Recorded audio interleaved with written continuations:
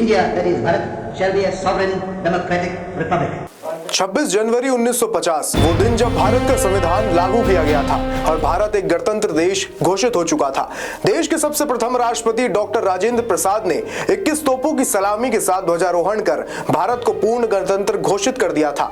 2 साल 11 महीने और 18 दिन का वक्त लगा भारत के संविधान को लिखने में, जिसके लागू होने के बाद भारत में एक स्थिर कानून व्यवस्था लागू हो गई। लेकिन जब भारत को आजादी 1947 में ही मिल गई थी तो संविधान लागू होने में 3 साल क्यों लग गए और संविधान को लागू करने के लिए आखिर 26 जनवरी की तारीख को ही क्यों चुना गया?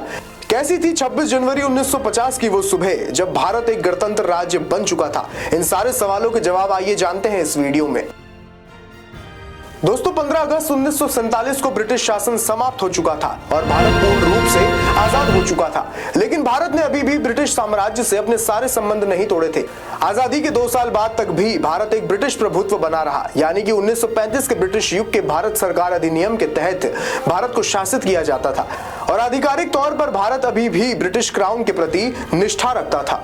अब भारत आजाद तो हो चुका था, लेकिन भारत के पास कोई सक्रिय संविधान नहीं था, जिसको देखते हुए 19 अगस्त 1947 को डॉक्टर भीमराव अंबेडकर की अध्यक्षता में एक मसौदा समिति का गठन किया गया। संविधान सभा के सदस्य भारत के राज्यों की सभाओं के निर्वाचित सदस्यों के द्वारा चुने गए थे। डॉक्टर भीमराव अंबेडकर, जवाहरलाल नेहरू, डॉक्टर राजेंद्र प्रसाद, सरदार वल्लभ भाई पटेल और मौलाना अबुल कलाम आजाद इन सभा के प्रमुख सदस्य थे।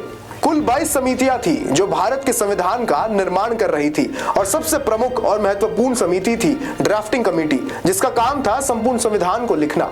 इस ड्राफ्टिंग कमेटी के अध्यक्ष थे डॉक्टर भीमराव अंबेडकर, जिन्होंने समिति के साथ मिलकर 2 वर्ष 11 महीने और 18 दिनों में भारतीय संविधान का निर्माण किया और संविधान सभा के अध्यक्ष डॉक्टर राजेंद्र प्रसाद को 26 नवंबर 1949 को भारत का संविधान सौंप दिया। इसके बाद संविधान सभा ने संविधान निर्माण के समय कुल 114 दिनों तक बैठक की, जिसमें प्रेस और जनता ने भी भाग लिया और अनेक सुधारों और बदलावों के बाद सभा के 284 सदस्यों ने 24 जनवरी 1950 को संविधान की 2 हस्तलिखित कॉपियों पर हस्ताक्षर किए, एक हिंदी में और दूसरी अंग्रेजी में, और इसी के 2 दिन बाद संविधान 26 जनवरी को पूरे देश भर में लागू हो गया। 26 जनवरी के महत्व को बनाए रखने के लिए इसी दिन संविधान निर्मात्री सभा यानी कि कॉन्स्टिट्यूएंट असेंबली के द्वारा स्वीकृत संविधान में भारत के गणतंत्र स्वरूप को मान्यता प्रदान की गई। लेकिन अब सवाल ये आता है कि आखिर 26 जनवरी का दिन ही क्यों चुना गया? दोस्तों, इस तारीख का इतिहास आजादी से पहले का है, जब हमारे देश के स्वतंत्रता सेनानी आजादी के लिए संघर्ष कर रहे थे।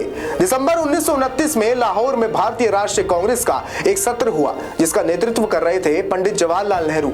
सत्र में एक अधिवेशन पास किया गया था, जिसमें पार्टी ने पूर्ण स्वराज या पूर्ण स्वतंत्रता का संकल्प लिया।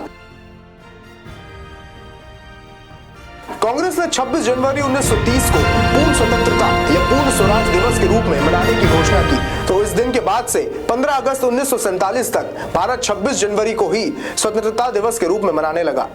कांग्रेस के द्वारा की गई 26 जनवरी की उद्घोषणा ने भारत के आत्मनिर्माण की खोज में एक महत्वपूर्ण क्षण को चिन्हित किया और एक ऐसे भविष्य के लिए मंच तैयार किया जिसे लोकतंत्र और संप्रभुता के सिद्धांतों द्वारा आकार दिया जाएगा, और इस तरह से 26 जनवरी को गणतंत्र दिवस के रूप में मनाया जाने लगा। डॉक्टर राजेंद्र प्रसाद ने इस दिन राज्य के औपचारिक प्रमुख के रूप में ब्रिटिश सम्राट की जगह लेते हुए भारत के राष्ट्रपति के रूप में अपना पहला कार्यकाल शुरू किया और नई दिल्ली के मेजर ध्यानचंद स्टेडियम में तिरंगा फहराया।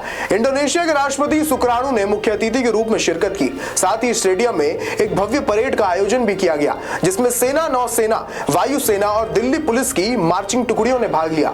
सशस्त्र बलों के 3000 से अधिक लोगों ने राष्ट्रपति के सामने मार्च किया। इसके अलावा भी उस दिन कई सारे कार्यक्रम हुए, जिसको लेकर इतिहासकार रामचंद्र गुहा लिखते हैं कि गांधी का भारत खुद को एक संप्रभु राष्ट्र राज के रूप में घोषित कर रहा था। दोस्तों, इस बार का गणतंत्र दिवस भारत का 75वां गणतंत्र दिवस था, जिसकी थीम विकसित भारत और भारत लोकतंत्र की मातृका, जो लोकतंत्र के पोषक के रूप में भारत की भूमिका पर जोर देती है। न्यूज स्टूडियो की तरफ से आप सभी को गणतंत्र दिवस की हार्दिक शुभकामनाएं। ये वीडियो अगर आपको पसंद आया तो अपने मित्रों के साथ शेयर करें।